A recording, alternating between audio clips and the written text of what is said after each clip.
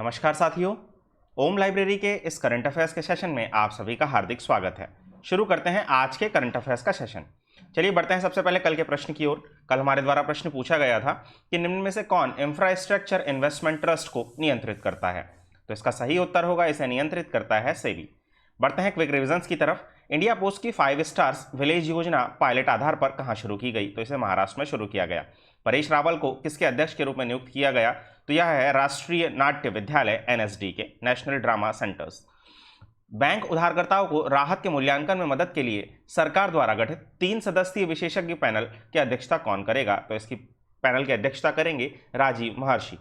राष्ट्रीय रसायन और उर्वरक लिमिटेड ने हाल ही में मेथनॉल संयंत्र कहाँ स्थापित किया? तो इसे स्थापित किया गया है ट्रॉम्बे में। विश्व का सबसे बड़ा डिजिटल कैमरा रूबिन ऑब्जेक्ट रे स्थापित किया जाएगा। यह कहाँ स्थित है? तो यह चिली में स्थित है। किस देश ने 5वीं ब्रिक्स संस्कृति मंत्रियों की बैठक की अध्यक्षता की? तो इसकी अध्यक्षता की रूस ने। भारत ने किस देश के साथ ACSA acquisition and cross service agreement पर हस्ताक्षर किए? तो यह जापान के साथ फिलहाल हस्ताक्षर किए गए हैं। एरोस्पेस कंपनी नॉर्थरॉप ग्रुमन ने अपने अंतरिक्ष यान का नाम किस भारतीय मूल की अंतरिक्ष यात्री के नाम पर रखा है? तो इनका नाम रखा गया है कल्पना चावला के नाम पर। किसे विश्व चैंपियनशिप में का किताब मिला है? तो यह किताब मिला है पूनम खत्री को। सी पार्थ सारथी किस राज्य के नए सचिव बनाए गए हैं? तो यह तेलंगाना के नए चुनाव आयुक्त नियुक्त किए गए हैं। WHO के स्वतंत्र पैनल में किस भारतीय को शामिल किया गया है? तो यह है प्रीति सूदन। दोस्तों, आज के करंट अफेयर के सेशन पर आगे बढ़ें तो मैं आप सभी को बता दूं कि यदि आप हमारे इस वीडियो की PDF प्राप्त करना चाहते हैं तो आप इसे हमारे टेलीग्राम चैनल से डाउनलोड कर सकते हैं। साथ ही यदि आपने अभी तक हमारा चैनल सब्सक्राइब नहीं किया है तो जल्द ही हमारे चैनल को सब्सक्राइब कर लीजिए। बढ़ते हैं आज के पहले प्रश्न की ओर। किस राज्य ने अपनी पहली विरासत पर्यटन नीति की घोषणा की है? तो यह घोषणा की है गुजरात ने। गुजरात के मुख्यमंत्री विजय रूपानी ने अपनी पहली विरासत पर्यटन नीति बनाई है।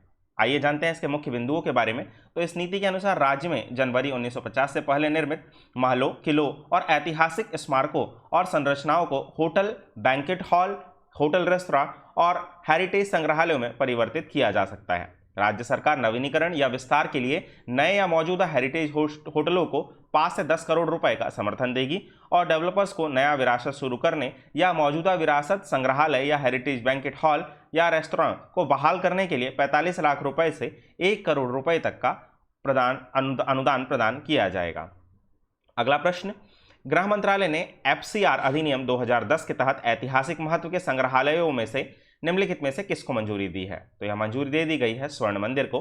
गृह मंत्रालय ने स्वर्ण मंदिर, जिसे अमृतसर के गुरुद्वारा हरमिंदर साहिब के नाम से भी जाना जाता है, को विदेशी अंशदान विनियम अधिनियम FCRA 2010 के तहत पंजीकरण की अनुमति दे दी गई है। आइए बताते हैं इसके महत्व के बारे में। तो अब तक स्वर्ण मंदिर को विदेशी दान प्राप्त करने की अनुमति देगा।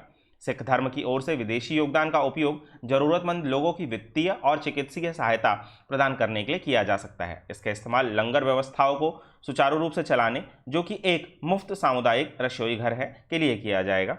आइए बताते हैं विदेशी अंशदान विनियम अधिनियम FCRA 2010 के बारे में। तो इसे गृह मंत्रालय द्वारा निष्पादित किया जाता है। यह भारत के स्वैच्छिक संगठनों के विदेशी वित्त पोषण को नियंत्रित करता है और दान देने वाले संगठनों को हर 5 साल में अपना पंजीकरण कराना चाहिए। अगला प्रश्न, ग्लोबल इनोवेशन इंडेक्स 2020 में भारत का 50 में से कौन सा स्थान रहा? तो भारत का इसमें स्थान रहा है 48वां। World Intellectual Property Organization, Cornell University और इनसिड बिजनेस स्कूल के द्वारा हाल ही में जारी ग्लोबल इनोवेशन इंडेक्स 2020 में भारत का स्थान 50 में से 48वां रहा है। इस इंडेक्स में पहले स्थान पर 66.08 स्कोर के साथ स्विट्जरलैंड यहां पर पहले स्थान पर रहा है। दूसरे स्थान पर रहा है स्वीडन और तीसरे स्थान पर अमेरिका, चौथे स्थान पर ब्रिटेन रहा है, जो कि 59.78% के साथ है। अगला प्रश्न, आयुध निर्माणी OFB के नवीनीकरण के लिए नवगठित OEGOM के अध्यक्ष कौन बनाए गए हैं? तो यह बनाए गए हैं रक्षा मंत्री। जानते हैं इनके विषय में। रक्षा मंत्री राजनाथ सिंह आयुध निर्माण कंपनी ऑर्डिनेंस फैक्ट्री बोर्ड के निगमीकरण की प्रक्रिया को निगरानी के लिए नवगठित अधिकार प्राप्त मंत्री समूह के अध्यक्ष होंगे। भारत सरकार द्वारा गठित यह आत्मनिर्भर भारत पहल का एक हिस्सा है। यह OFB को परिवर्तित करके आयुध आपूर्ति में जवाबदेही, स्वायत्तता और दक्षता का निर्माण करेगा। यह कर्मचारियों को उनके वेतन और सेवानिवृत्ति लाभों को सुरक्षा करते हुए विकासात्मक सहायता और पुनर्निर्माण योजना प्रदान करेगा। शिक्षा पर्व कब से कब तक मनाया जा रहा है? तो इसका सही उत्तर होगा, इसे मनाया जा रहा है 8 सितंबर से 25 सितंबर के बीच में। जानते हैं इसके विषय में। 21वीं शताब्दी में स्कूली शिक्षा पर 2 दिवसीय सम्मेलन शुरू किया गया। शिक्षा मंत्रालय द्वारा शिक्षा पर्व 2020 में भाग के रूप में सम्मेलन आयोजित किया जा रहा है, शिक्षकों को सम्मानित करते हुए और नई शिक्षा नीति 2020 की ओर ले जाने के लिए 8 सितंबर से 25 सितंबर तक शिक्षा पर्व मनाया जा रहा है। अगला प्रश्न, हाल ही में लॉन्च किए गए climate smart city assessment framework CSCF 2.0 में कितने संकेतक हैं? तो इसमें संकेतक हैं टोटल 28।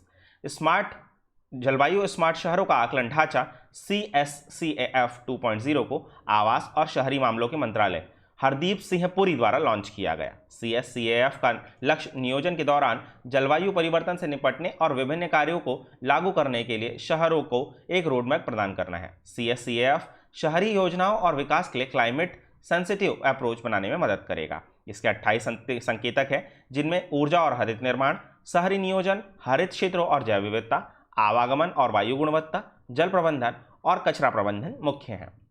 अगला प्रश्न, राज्य स्टार्टअप रैंकिंग 2019 में निम्नलिखित में से किस राज्य का सर्वश्रेष्ठ प्रदर्शन दर्ज किया गया? तो यह प्रदर्शन रहा है गुजरात का, जो कि X श्रेणी में रहा है। वाणिज्य एवं उद्योग और रेल मंत्री पीयूष गोयल ने स्टार्टअप पारितंत्र को समर्थन के लिए राज्यों की रैंकिंग 2019 के परिणाम को घोषित किया। राज्यों के बीच रैंकिंग में गुजरात को सर्वश्रेष्ठ प्रदर्शन करने वालों का दर्जा प्रदान किया गया। वाणिज्य को सरल बनाने, उत्पादकता को बढ़ाने और प्रौद्योगिकी को मजबूत करने में उत्कृष्टता प्रदान करने के लिए राज्य को मान्यता दी गई है। अन्य राज्य और केंद्र शासित प्रदेश केरल और कर्नाटक राज्य स्टार्टअप रैंकिंग में शीर्ष प्रदर्शन करने वाले राज्यों में रहे हैं, जो व्यापार और वित्त को आकर्षित करने के लिए अपरंपरागत उद्यमशीलता को बढ़ावा देते हैं, और केंद्र शासित प्रदेशों में अंडमान और निकोबार का प्रदर्शन सबसे अच्छा रहा है। हाल ही में जारी स्टेट्स स्टार्टअप रैंकिंग परिणाम 2019 की श्रेणी वाई में आपको याद रखना होगा कि गुजरात जो रहा है वो X श्रेणी में रहा है, और जो अभी बात की जा रही है वो वाई श्रेणी की बात है। तो वाई श्रेणी में सर्वश्रेष्ठ प्रदर्शक के रूप में निम्नलिखित में से किसे घोषित किया गया है? तो जैसा कि मैंने आपको बताया कि अंडमान और निकोबार को वाई श्रेणी में सर्वश्रेष्ठ घोषित किया गया है। गुजरात X श्रेणी में सर्वश्रेष्ठ स्थान पर रहा है। स्टार्टअप परितंत्र के समर्थन पर राज्यों की रैंकिंग के दूसरे संस्करण के परिणाम घोषित किए गए। परिणामों की घोषणा वाणिज्यिक और उद्योग मंत्री पीयूष गोयल ने की तथा उद्योग और आंतरिक व्यापार संवर्धन विभाग DPIIT ने स्टेट्स स्टार्टअप रैंकिंग एक्सरसाइज की, जिसमें 22 राज्यों और 3 केंद्र शासित प्रदेशों ने भाग लिया। स्टेट स्टार्टअप रैंकिंग फ्रेमवर्क 2019 में 30 एक्शन पॉइंट्स के साथ 7 व्यापक सुधार क्षेत्र शामिल थे, जिनमें संस्थागत समर्थन, आसान शिकायतें, सार्वजनिक खरीद मापदंडों में ढील, ऊष्मायन समर्थन आदि शामिल थे। रैंकिंग प्रक्रिया के दौरान राज्यों और केंद्र शासित प्रदेशों को 2 समूहों में विभाजित किया गया। श्रेणी वाई में दिल्ली के अलावा केंद्र शासित प्रदेश और उत्तर पूर्व भारत के सभी राज्यों में असम के अलावा थे। X श्रेणी में दिल्ली के अन्य सभी राज्य और थे। बढ़ते हैं अगले प्रश्न की ओर। रक्षा मंत्री ने हाल ही में एयरो इंडिया 2021 वेबसाइट लॉन्च की है। एयरो इंडिया कहां आयोजित किया जाता है? तो आप सभी को पता होगा कि एयरो इंडिया हमेशा आयोजित किया जाता है बेंगलुरु में। रक्षा मंत्री राजनाथ सिंह ने स्पेस बुकिंग के लिए aero India 2021 website aeroindiagovernment.gov.in launch की है। आइए बताते हैं एयरो इंडिया के बारे में। तो यह एक द्विवार्षिक हवाई शो होता है जो वायुसेना स्टेशन येलंका, बेंगलुरु, कर्नाटक में आयोजित किया जाता है। इसका आयोजन रक्षा प्रदर्शनी संगठन रक्षा मंत्रालय द्वारा किया जाता है। एयरो इंडिया 21 एयरो इंडिया का 13वां संस्करण होगा। आपको याद रखना होगा कि यह इसका 13वां संस्करण होगा और इसे आयोजित किया जाएगा बेंगलुरु में, जो कि 3 से 7 फरवरी 2021 तक आयोजित किया जाएगा। पहला संस्करण कब आयोजित किया गया था? तो यह 1996 में आयोजित किया गया था और यह एशिया का सबसे बड़ा एयरो शो होता है। यह एशिया का सबसे बड़ा एयरो शो है, यह भी आपको याद रखना है। हाल ही में किस राज्य के द्वारा ई फाइलिंग उपभोक्ता शिकायत प्रणाली को शुरू किया गया है? तो शुरू किया गया है दिल्ली सरकार द्वारा। हाल ही में समाचार में नौवहन मंत्रालय ने एक मंच सरोद पोर्ट लॉन्च किया है। यह क्या है? तो यह है विवाद निवारण मंच। जानते हैं इसके विषय में। Sarod port society for affordable resettle and dispute विवादों के किफायती समाधान के लिए समिति पोर्ट्स एक विवाद निवारण तंत्र है, जिसका समुद्री क्षेत्रों के सभी प्रकार के विवादों के लिए केंद्रीय नौवहन राज्य मंत्री स्वतंत्र प्रभार मनसुख मंडाविया द्वारा शुरू किया गया है। आइए इसके महत्व के बारे में बताते हैं। तो समुद्री क्षेत्र के लिए विवादों को किफायती और समयबद्ध समाधान प्रदान करना इसका उद्देश्य है। यहाँ निजी पोर्ट, टर्मिनल, बंदरगाह और जेटी सहित प्रमुख पोर्ट ट्रस्टों, गैर प्रमुख बंदरगाहों में बंदरगाहों और शिपिंग को सलाह और मदद करेगा। यह सोसाइटी पंजीकरण अधिनियम 1860 के तहत गठित किया गया है। अगला प्रश्न, हाल ही में किस संस्थान ने सब्जियों और फलों को सूक्ष्म कीटाणुओं से मुक्त करने के लिए नया कीटाणुरोध नाशक स्प्रे विकसित किया है? तो यह विकसित किया है IPFT ने। आइए जानते हैं इसके विषय में। हाल ही में IPFT कीटाणुनाशक सूत्रीकरण प्रौद्योगिकी संस्थान, इसका आपको पूरा नाम याद रखना है, ने सब्जियों और फलों को सूक्ष्म कीटाणुओं से मुक्त करने के लिए नया कीटाणुनाशक स्प्रे विकसित किया है। यह स्प्रे वानस्पतिक आधारित विषाणु और जीवाणुरोधी है और यह सूक्ष्म जीवाणु विषाणुओं द्वारा विभिन्न संक्रामक रोगों के नियंत्रण में प्रभावी उपाय हो सकता है। भारत सरकार के रसायन और उर्वरक मंत्रालय के अंतर्गत यह IPFTA आता है और यह एक स्वायत्त संस्थान है। बढ़ते हैं अगले प्रश्न की ओर। भारत बायोटेक की कोरोना वैक्सीन कोवैक्सीन हाल ही में किस पर सफल परीक्षण किया गया? तो यह सफल परीक्षण किया गया है जानवरों के ऊपर। भारत बायोटेक की कोरोना वैक्सीन कोवैक्सीन को हाल ही में जानवरों पर सफल परीक्षण किया गया है।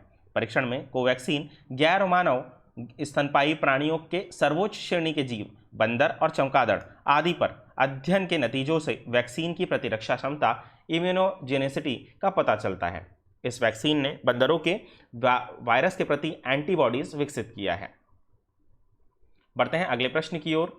RBI के हालिया जारी दिशा निर्देशों के अनुसार एक मुख्य अनुपालन अधिकारी CCO के लिए न्यूनतम निश्चित अवधि कितने वर्ष से कम नहीं होना चाहिए? तो यह अवधि कम नहीं होना चाहिए, 3 साल से कम की अवधि नहीं होना चाहिए। भारतीय रिजर्व बैंक ने बैंकों द्वारा अपनाई गई विभिन्न प्रथाओं में एकरूपता लाने के लिए अनुपालन क्रियाकलाप और बैंकों के मुख्य अनुपालन अधिकारियों की भूमिका CCO के दिशा निर्देश जारी किए। दिशा निर्देश कहते हैं कि बैंकों को बोर्ड द्वारा अनुमानित अनुपालन नीति और 1 वर्ष से कम में एक बार समीक्षा की जानी चाहिए। दिशा निर्देशों के अनुसार बैंक को न्यूनतम निर्धारित कार्यकाल के लिए मुख्य अनुपालन अधिकारी की नियुक्ति करनी चाहिए, जो कि 3 साल से कम नहीं होना चाहिए।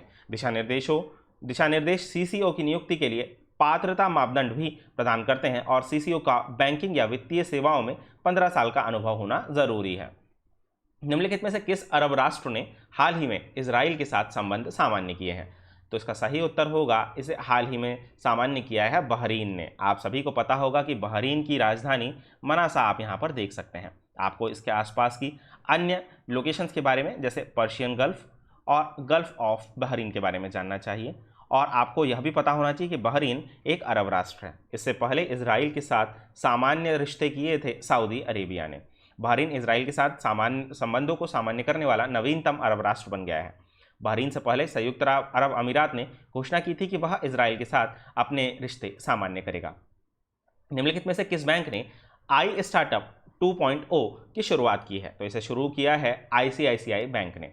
आइए जानते हैं इसके विषय में। स्टार्टअप और उद्यमियों की बैंकिंग जरूरतों को पूरा करने के लिए यह शुरू किया गया है। यह उनके बैंकिंग के साथ साथ पूरे बैंकिंग जरूरतों जैसे स्टाफिंग, लेखा, ग्राहक अधिकरण, विश्लेषकी, ग्राहकों को डिजिटल आउटरीच आदि पर ध्यान रखेगा। स्टार्टअप आसानी से एक खाता खोल सकते हैं और बैंक में शामिल होने के समय तुरंत खाता संख्या प्राप्त कर सकते हैं, क्योंकि बैंकों ने अपने API को कॉरपोरेट मामलों के मंत्रालय की वेबसाइट के साथ एकीकृत कर दिया है।